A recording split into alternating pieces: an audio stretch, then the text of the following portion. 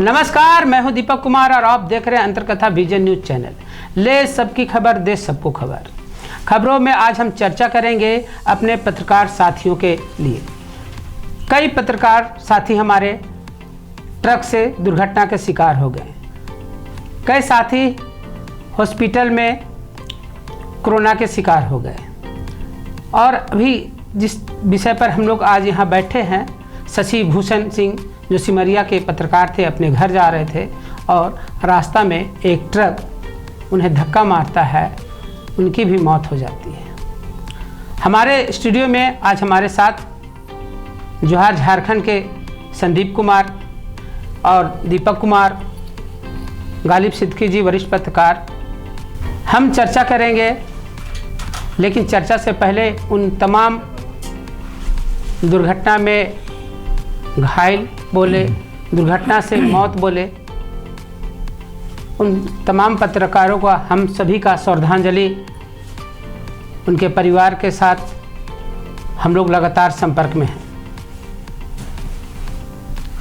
सबसे पहले वरिष्ठ पत्रकार गालिब जी से हम जानना चाहेंगे कि आखिर क्या रीज़न है, क्या कारण है कि पत्रकार ट्रक के ही शिकार हो जाते हैं? क्यों, क्या बोलेंगे आप? देखिए, बड़े दुख की बात है कि सिमरिया के जो पत्रकार थे शशि भूषण सिंह, उनकी मौत पर हम लोग जो है श्रद्धांजलि अर्पित करने के लिए ख़ास तौर से बैठे हैं। उससे पहले भी रामगढ़ के एक पत्रकार थे जो हैदराबाद के रास्ते में ही उनका भी देहांत हो गया था हादसे में। लेकिन यह हादसे के पीछे असल में ये जो पत्रकारों के साथ जो हादसा हो रहा है, मोटर बाइक से हो या फिर ट्रक में हो या हाईवे मार के चला जाए, असल में इसकी सच्चाई क्या है, क्यों होता है, ये जांच का विषय है। और हम तो चाहें कि इस मामले में पत्रकारों को लेकर जो हादसे हो रहे हैं, तो इस पर सीबीआई अच्छी तरीके से जांच करे ताकि सच्चाई का पता चल सके। हमारे साथ हैं संदीप जी, जोहार झारखंड के ब्यूरो हैं। संदीप जी, बताएं कि ऐसे आखिर कब तक ये घटना पत्रकारों के साथ घटते रहेगा? पिछले कई वर्षों में कई पत्रकारों को गोली मार दिया गया, कई पत्रकार दुर्घटना के शिकार हो गए, और कल जो लेटेस्ट घटना है शशि भूषण जी का, तो ऐसे आप लोग फील्ड में काम करने जाते हैं, कई ऐसे लोगों से आपका परिचय होता होगा, तो कभी भय सताया कि नहीं आपको? सर, भय तो सताता तो जरूर है हम लोग का। जब भी हम लोग फील्ड में जाते हैं तो डर लगे रहता है। आदमी लोग तरह तरह की बात भी बोलते हैं और धमकी भी देते हैं। कोई जो आदमी लोग में जो होता है उसको धमकी भी देते हैं, लेकिन फिर भी हम लोग का काम करना पड़ता, काम तो करना ही पड़ेगा। जो हम लोग अपना कर्तव्य तो करना ही पड़ेगा। तो कभी धमकी मिला तो आप उसका कंप्लेन किए कि ऐसे छोड़ दिए? नहीं सर, कंप्लेन तो किए हुए थे सर, किए हुए हैं। क्या दीपक जी, आपको भी ऐसे फील्ड में काम करने का मौका मिला? कभी आपको ऐसा लगा कि हम फील्ड में जाते हैं, कई ऐसे लोग हैं जो जिनका न्यूज़ आप चलाते हैं, तो कभी फ़ोन करता होगा, कभी धमकी देता है, ऐसा कुछ लगता है? जी, सबसे पहले तो मैं जो कल का घटना है उसको सुन के मैं बहुत दुख हुआ। जब ये घटना में सूचना मिली तो मैं उनको, जो कल पत्रकार जो एक सड़क दुर्घटना सिमरिया में सड़क दुर्घटना के दौरान जिनका मौत हो गया, मैं उनको श्रद्धांजलि अर्पित करता हूँ।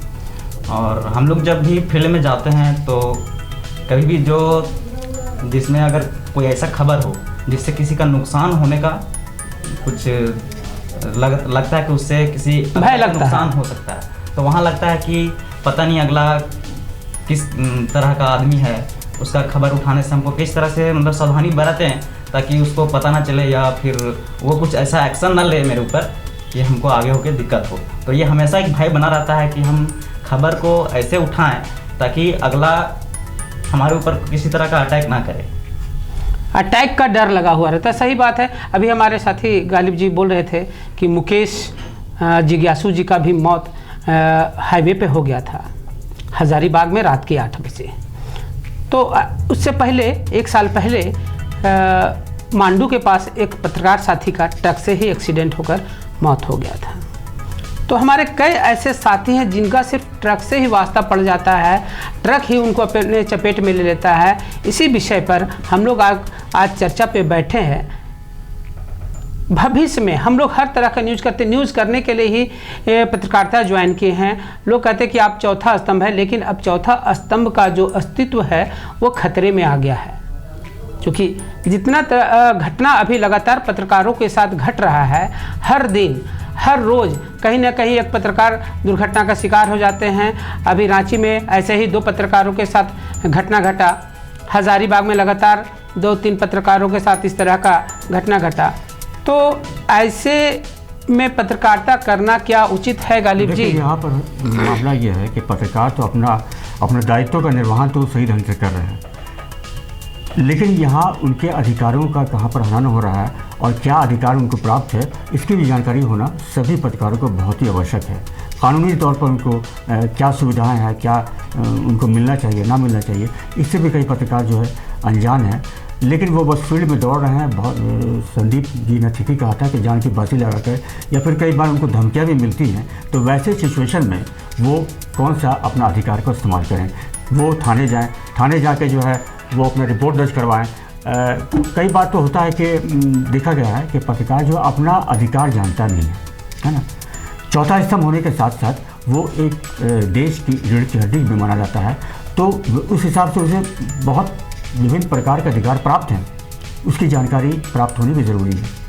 पत्रकारों के साथ एक बड़ी समस्या ये भी है कि किसी भी तरह का न्यूज़ कवरेज करने जाने से पहले उसकी टास्क पूरा नहीं करते हैं।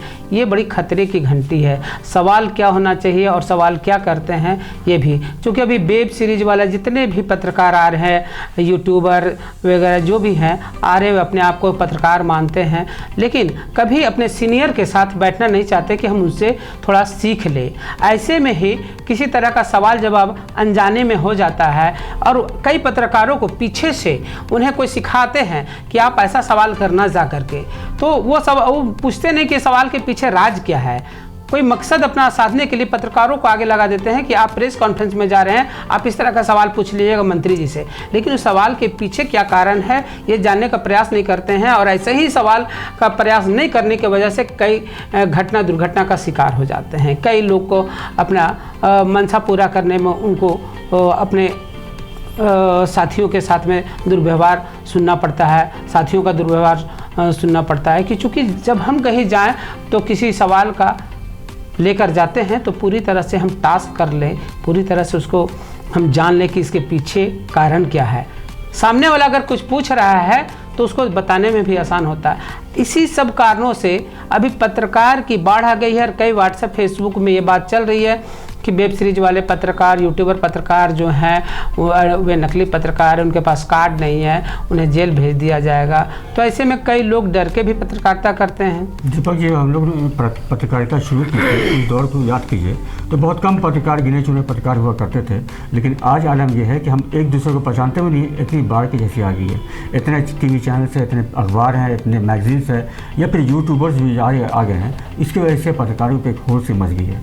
तो अब किसको इंसाफ दिलवाएं, कुछ कहना दिलवाएं, एक कौन मंच पर है, अलग अलग मंच पर भी सब है। तो सही बात है कि जिनके पास अभी एंड्रॉयड मोबाइल है वे कहीं पत्रकार 10 आदमी अपना एक किसी से बाइट लेने गए हैं, किसी से चर्चा करने गए, किसी से पूछताछ करने हैं, और उसके बीच में या मंत्री हो, कोई भी हो, अधिकारी पदाधिकारी, उनके पास जब पत्रकार जाते हैं पीछे से कोई लोग अगर उनसे मिलने गए हैं तो अपनी पत्रकारिता के हिसाब से वे भी मोबाइल खोल लेते हैं और अपने आप को पत्रकार साबित करते हैं। ऐसे में कोई घटना घट जाए तो पत्रकार ही जिम्मेवार होगा, पत्रकार पर ही ये दोष लग जाएगा। संदीप जी, ऐसे कभी जाते हैं बाइट वाइट लेने तो आम आदमी भी आप लोग के साथ लाइन में खड़ा हो जाता है बाइट लेने के समय में क्या?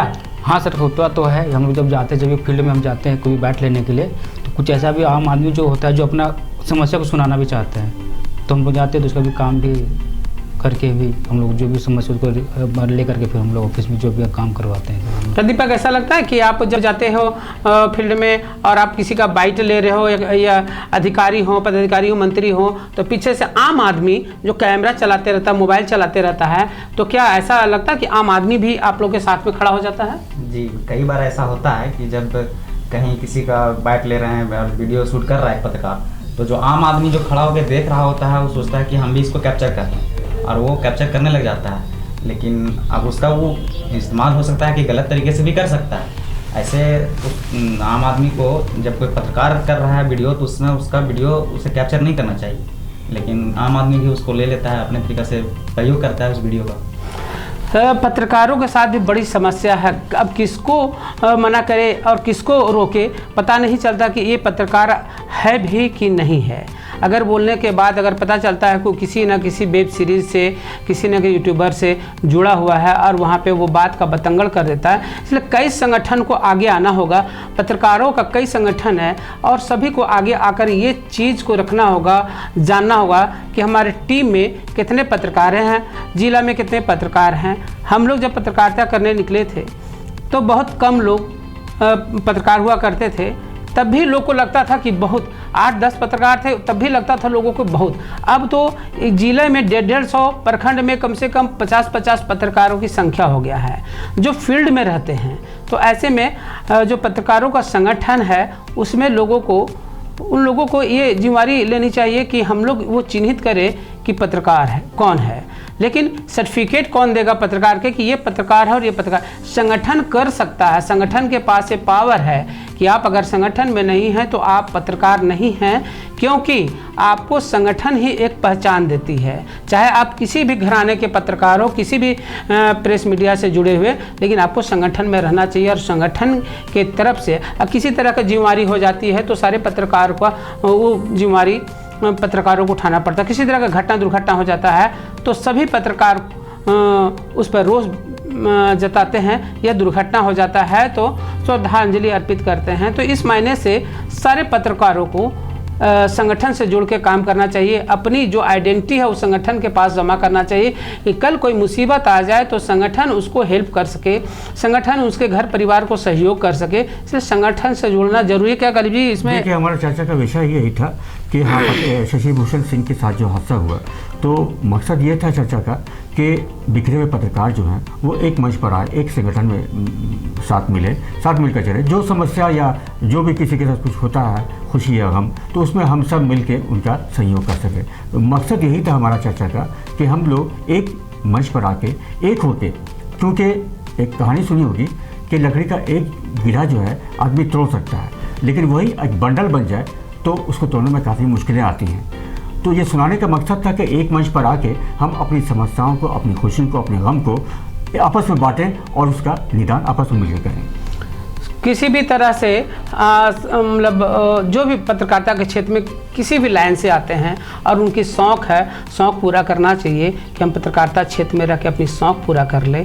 तो संगठन बनाना ज़रूरी है और संगठन में अपनी पहचान बनाना ज़रूरी है, क्योंकि पत्रकारिता एक ऐसा विषय है, आपकी बातों को, आपकी जो भाषा है वो समझते हैं कि यही सरल भाषा है और शुद्ध भाषा है। तो आपकी अपनी सरलता और शुद्धता का ध्यान रखते हुए लेखनी में भी प्रयोग करना चाहिए शुद्धता। कई ऐसे जो व्हाट्सएप ग्रुप चलाते हैं, उनकी जब व्हाट्सएप ग्रुप में आप देखेंगे तो कई तरह के गलतियां रहते हैं। जो बड़े पत्रकार हैं, हम लोग से सीनियर पत्रकार, वे भी इस बात को खंडन करते हैं कि बहुत सारे लोग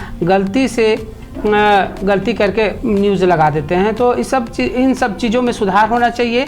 और हमारा जो विषय था आज चर्चा का, मुख्य जो कारण था चर्चा का, वो था कई पत्रकारों के साथ दुर्घटना। हम लोग कब तक श्रद्धांजलि अर्पित करते रहें? हम चाहते हैं और हमारे पूरे टीम चाहती है कि संगठन में रहें, एक रहें, सभी बिंदु पर पहले आपस में डिस्कस कर ले, तभी पत्रकारिता के क्षेत्र में कहीं बाहर निकले। क्योंकि आप सबके नज़र में है, किसकी नज़र आप पे किस प्रकार से है आपको पता भी नहीं चलेगा। और ऐसे घटना को अभी दबे जबान से कई पत्रकार ये बात कहने के लिए एकदम खुल के बात कर रहे हैं, आपस में बात कर रहे हैं, हम लोगों से बात कर रहे हैं कि ये घटना नहीं, ये दुर्घटना है, इसको अंजाम दिया गया है। लेकिन सच्चाई तो प्रशासन ही जांच कर सामने लाएगा। हम पत्रकारों का काम है लिखना, शुद्धता से लिखना और अपने चैनल के माध्यम से लोगों तक ये न्यूज़, ये खबर को पहुंचाना। लेकिन जांच की जो प्रक्रिया है, ये सटीक जांच जिला प्रशासन और उनके सहयोगी ही कर सकते हैं। आज के कार्यक्रम में हम कार्यक्रम को यहीं विराम देते हैं।